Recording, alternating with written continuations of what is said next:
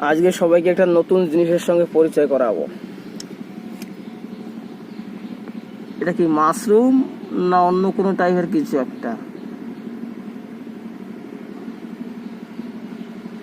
চিনে থাকলে নাম বলবেন,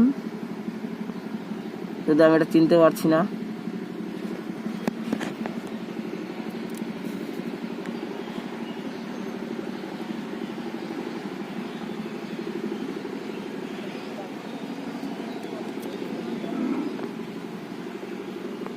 এটা কি কাজে লাগে?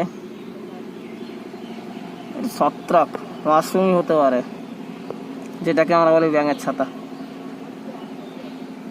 খুব সুন্দর কালার, একটা হলুদ কালার, হলুদ না, গেরুয়া কালার, গেরুয়া কালার টাইপের, এই যে সেম কালার।